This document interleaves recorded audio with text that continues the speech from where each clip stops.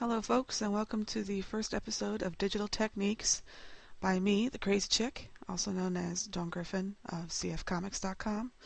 And this is brought to you by WebComicAlliance.com, your source for digital comics. So, this first episode I want to focus on how I began Zorf Burton Fred and my technique. Back in the day I actually used to use a fountain pen.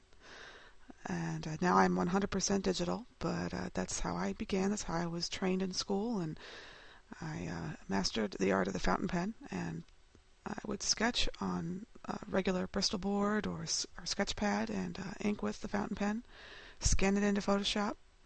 And actually, when I'd scan it in, you'd see I'd scan it just like this, 2 up by 2 up, so that I could easily scan and not have to piece it back together, because that's always a pain. So I would scan it 2 up by 2 up.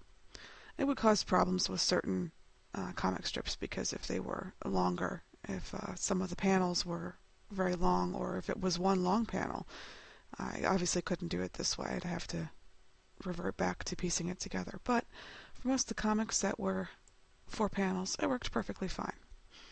So once I'd scan it in, it would be, I scanned it at 300 DPI, CMYK, always good for printing to keep your files in CMYK if you ever plan to print your own books up.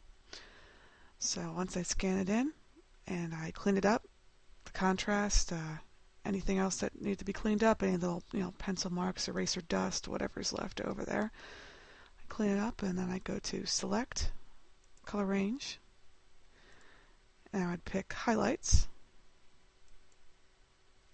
I would make sure that the background became layer 0 there. And I would delete all the white, so all that's left is the black. And just to ensure that anything left over is indeed black, I would take down the lightness on that layer. You could also do brightness contrast, bring down the brightness, just to ensure everything is indeed black and you don't have any kind of graininess to it. Then I would move that over to my template file, which I have set to 16 1/4 by 5 high, 300 resolution again, and CMYK again. And once I paste it in there, it would look something like this. Put everything back in order. And as you can see, back then I actually used to draw my own balloons prior to adding the text, which can be very tricky. I would not suggest it. But that's what I used to do, and I would make the text fit. No matter what it was, I'd make it fit. Obviously, that led to problems, but...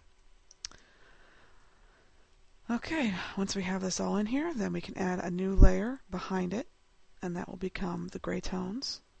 As you can see, this is actually an old strip, so I have them already finished, ready to go. And I would add gray tones just with the trusty old brush, and I would have multiple brushes saved, and I'd actually go in with my mouse. This is before I actually had a Wacom tablet. I'd go in with my mouse and I would color in certain areas. I would stick with just a couple grays, and to keep it simple. Too many grays, it can kind of lead to being a blur, so I would have a swatch palette with maybe 3 or 4 different grays that I would use. Lay in the color, and then once the color is done, I would go through and lay in all the text.